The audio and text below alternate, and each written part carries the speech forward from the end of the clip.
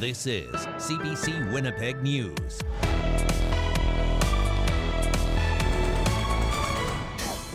I got a toddler and in a family, right?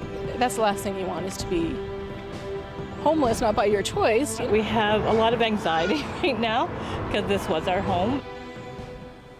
Stress and worry after hundreds were forced out of their homes with just a moment's notice. The city ordered them to vacate their Portage Avenue apartment building because of structural problems.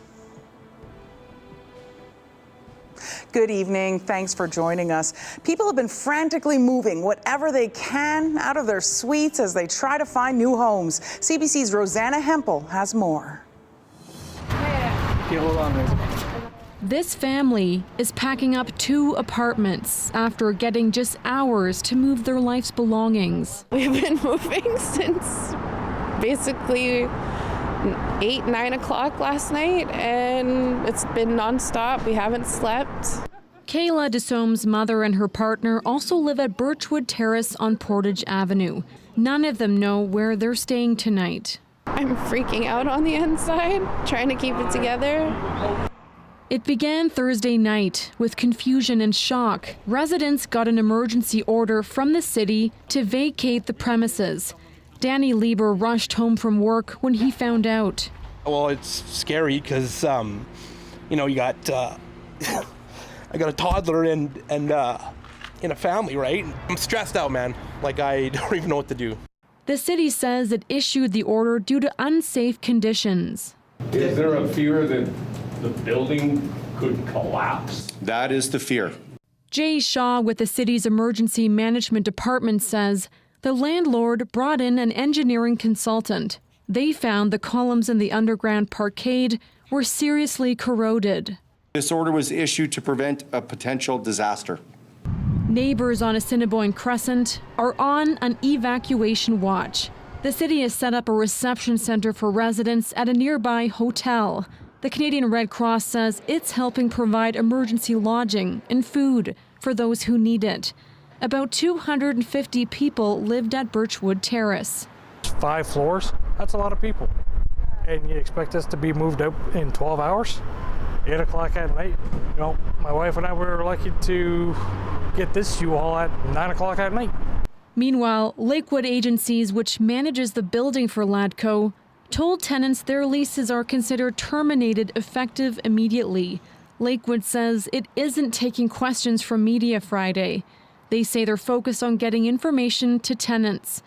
But DeSomme's stepfather, Will Mount, says he has a lot of questions. Why did it take this long just for you guys to figure out that there's severe structural damage?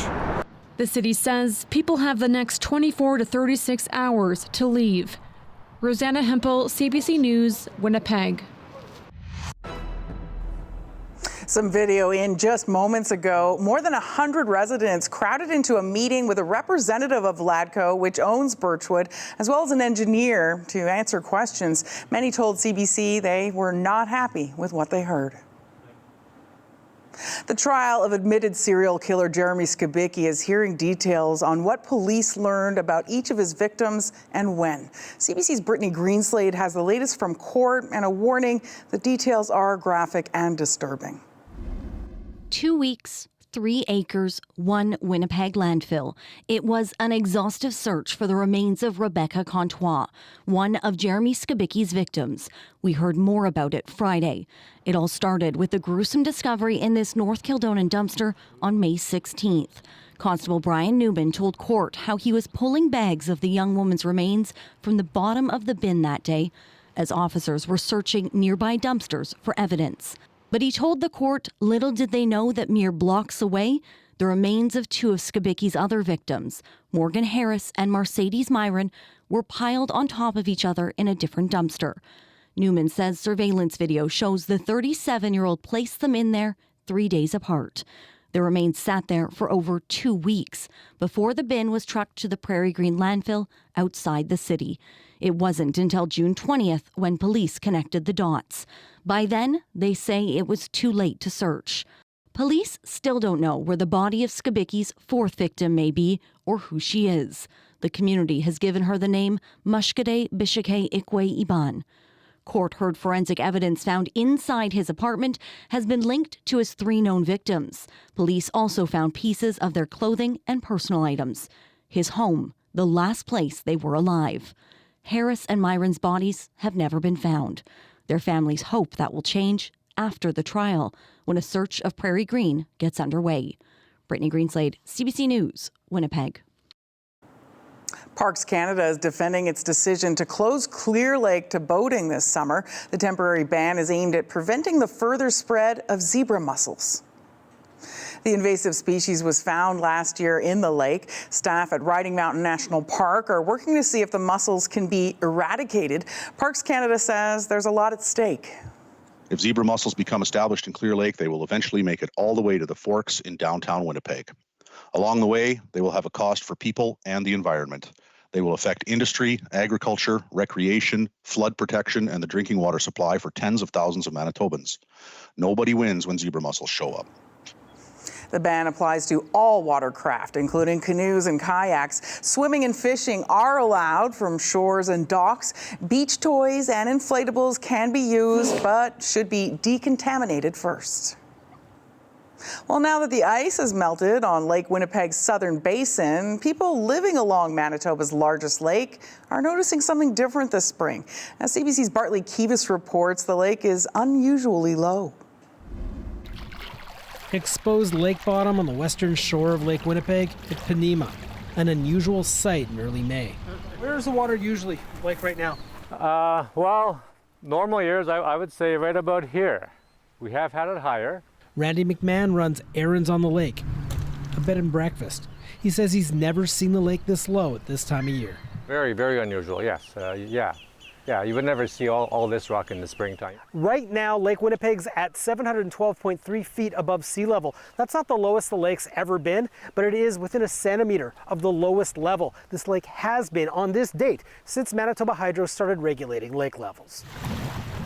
To Manitoba Hydro, these are drought conditions. The water level on Lake Winnipeg and inflows on several major rivers feeding the lake are so low, Hydro doesn't expect to generate enough energy this year to sell surplus power to other jurisdictions. This would make it 2 years in a row of drought conditions for Hydro. The Crown Corporation expects to lose hundreds of millions of dollars this year. The minister responsible for Hydro isn't worried. Manitobans have no reason to be concerned.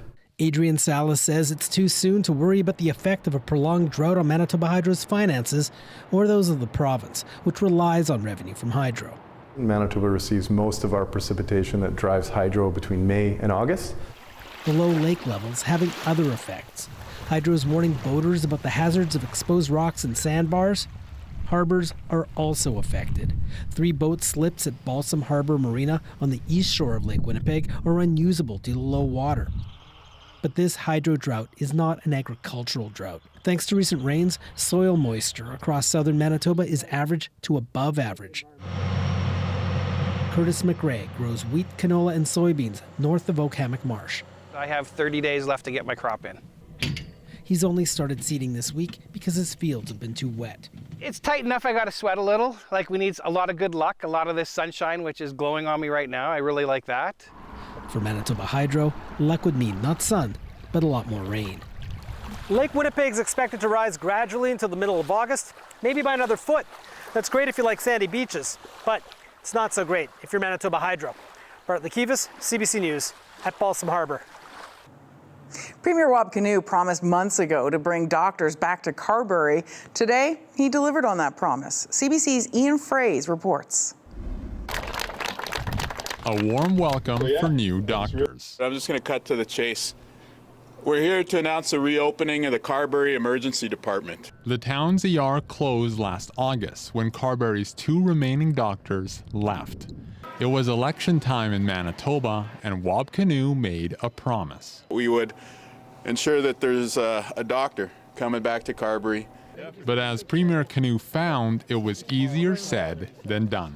How little did I know of the challenge that communities like yours face when it comes to healthcare. They found 3 doctors. I was pretty impressed how committed the community was to attracting a physician here. When I was called on to serve, I feel the least I could do is to help. The town is showing its appreciation. I told the minister if this could happen, there would be a hug and homemade cookies. So excuse me. Other rural communities are probably wondering if they are getting any doctors, but the Premier wasn't making any commitments on any of that today. Canoe did say his government would have to roll up their sleeves. We have to show up and put in the same level of effort as the local leadership. Last year, 4 rural ERs closed, including Carberry's. The health minister says staffing up rural hospitals is possible. It takes a little bit of work, a little elbow grease, and dedicated community folks like Loretta, who will give you hugs. While Carberry appreciates these doctors, the 3 physicians are only here on a part-time basis. They'll staff the hospital on a rotation. Residents hope to find doctors that stay here for years. It's a good starting point. We just need doctors now, permanently, in our clinic. She's doing it for Carberry's future. Ian Fraze, CBC News, Carberry.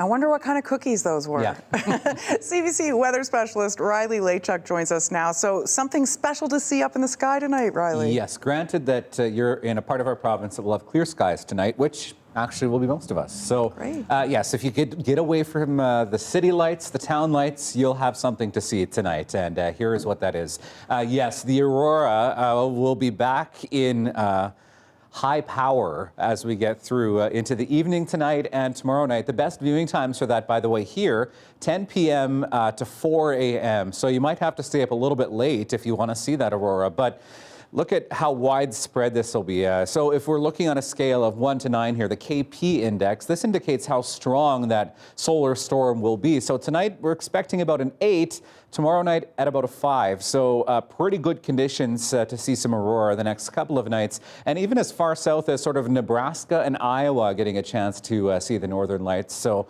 our friends south of the border also getting a bit of a show tonight. Granted that we have clear skies, which we'll talk about in just a second. Today across the province getting into the low 20s for much of us in the south at least. 20 in both Winnipeg and Portage, 21 in Brandon, and even the high teens for parts of northern Manitoba. Which is above seasonal for this time of the year for the north. 18 in Lynn Lake, 17 in Thompson.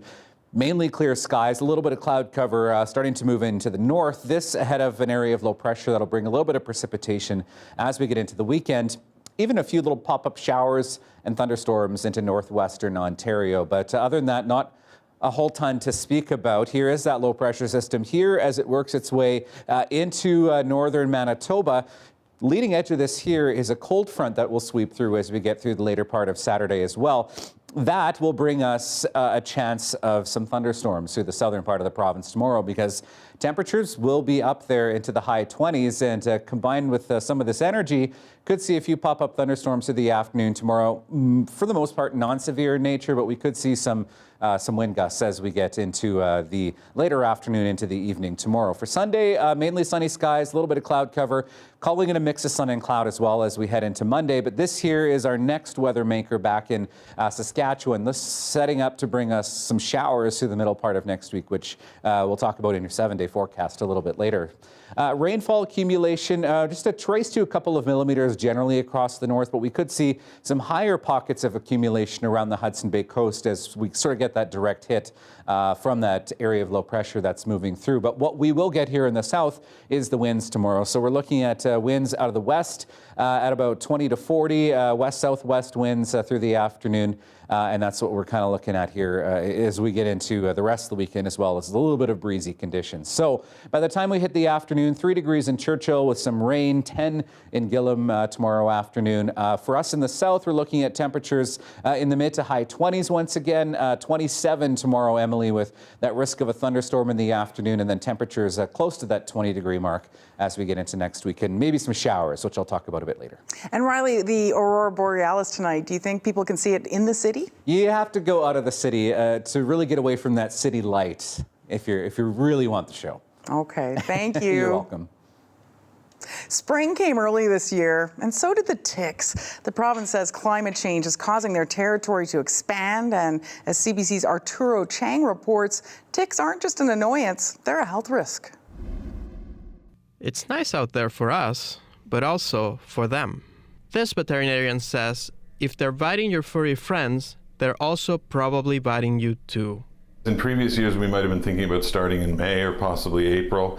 We were sending home tick medication as early as March this year. Dr. Jonas Watson says veterinarians are concerned. Certainly ticks who are infected with tick-borne diseases like Lyme can be a risk to people, and so you do have to be vigilant when you're going out in places where ticks are prevalent, like areas with tall grass. Some ticks carry diseases that are dangerous to humans, like this one, the black-legged tick, which can transmit Lyme disease. I'm a tick. I'll sleep overnight here. Entomologist Taz Stewart knows where these blood-sucking parasites hang out. He says young ticks are more active in the spring. They're tinier than adults and harder to spot. They're sitting on an edge going, hey, I smell somebody and I attach onto you. So therefore it's very important that you check yourself after you've been into grassy areas. Some Winnipeg dog owners aren't too bothered. It doesn't worry me too much. I mean, we do our best to take care of him. Sometimes if he scratch himself, we check what is going on. Have you found any so far? No. Others were a bit more ticked off. We don't like bugs, actually. There's something that it bothers us. So I take some precautions. The province recommends wearing long sleeves and pants, using tick repellent, and keeping off the edges of trails.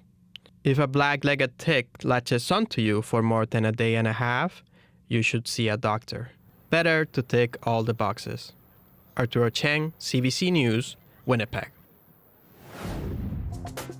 The Manitoba Museum is highlighting some special artifacts for Mother's Day. We'll learn more about Sunday's tours called From Talk to Table, Indigenous Motherhood. That's coming up after the break.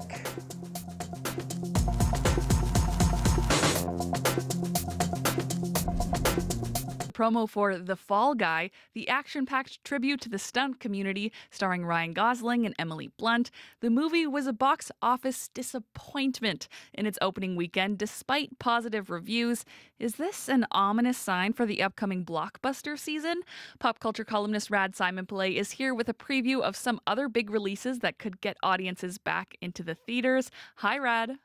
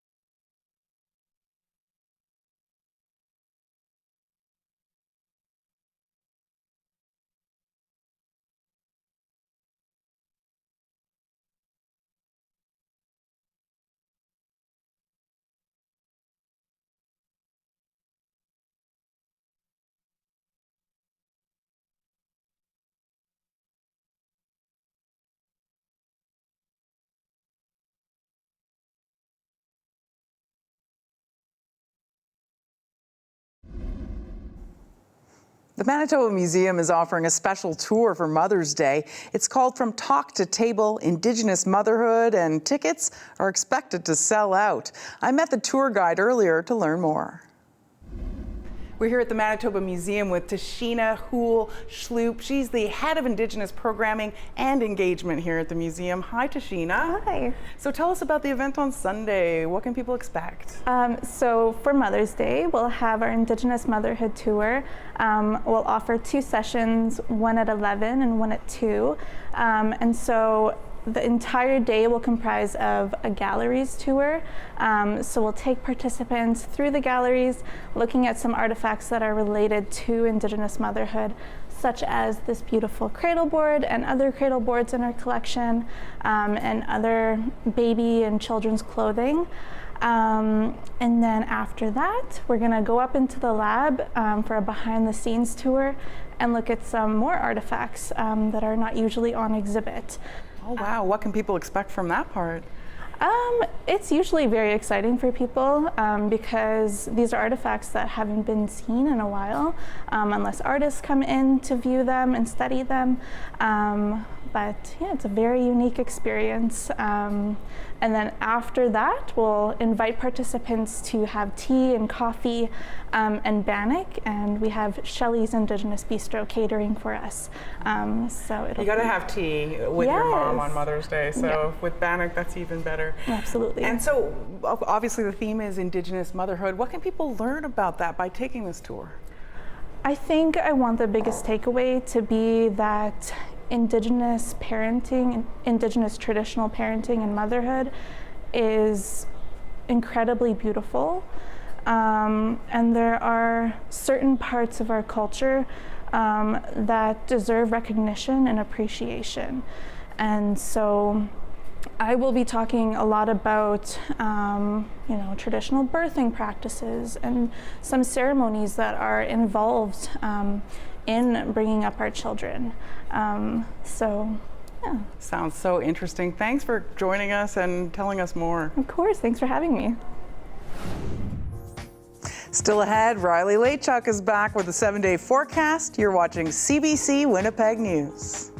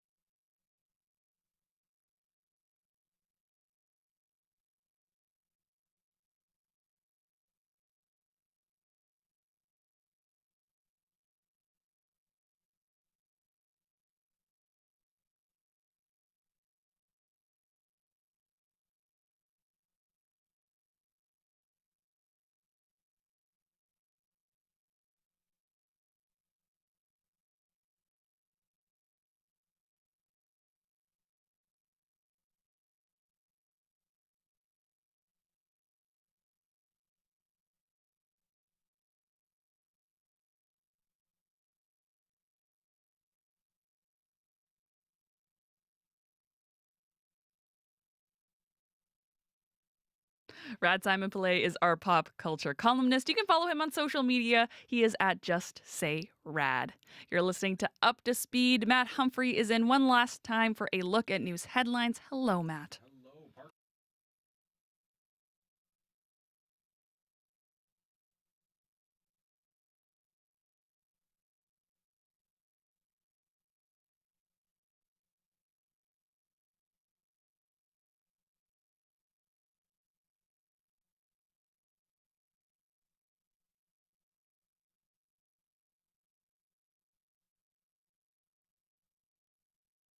I didn't realize how big of a deal that film was, and what a disappointment I was because I haven't seen it. Oh, the entire script is in all caps. That is a crazy. Everybody's yelling. All right, I'll have to get prepared for that. Dylan Longhurst joins us for a last look at the commute, although I don't know if there's going to be anything.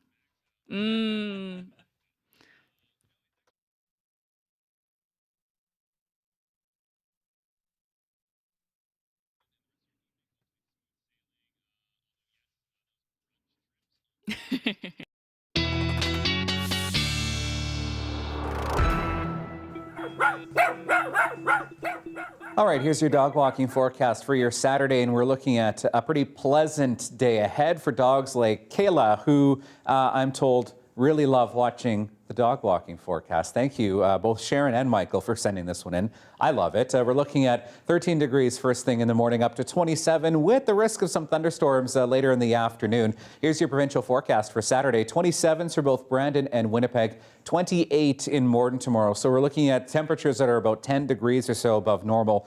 A few showers moving through the north, and skipping ahead to Sunday, of course, with Mother's Day happening. Wanted to show you that we are looking at a pretty nice day for Mother's Day as well. 17 in the morning, up to 20 in the afternoon. So 7-day forecast now looks like this very quickly. 17 degrees on the way for Monday. A few showers push through for Tuesday and Wednesday. Well, the warm weather means a lot of people will be enjoying a popular seasonal pastime, hanging out on the patio. That includes me, by the way. CBC's Jim Agapito went down to the Forks to chat with folks who were out catching some midday sun.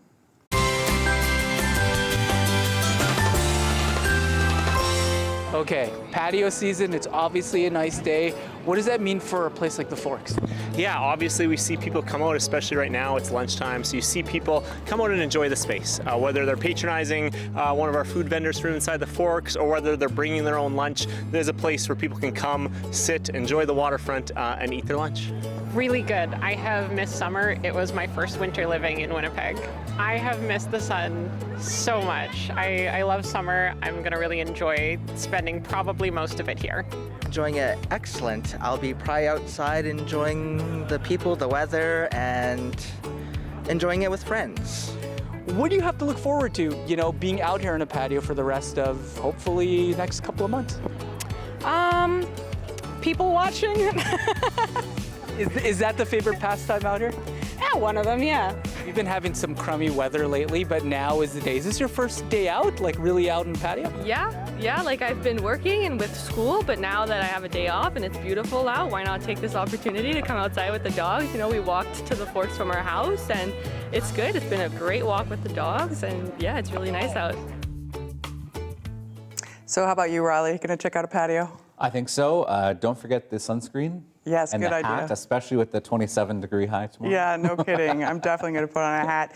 That's our show for tonight. Hope you have a fantastic weekend, and you can get out there too and enjoy some of that sunshine. See you Monday, everyone.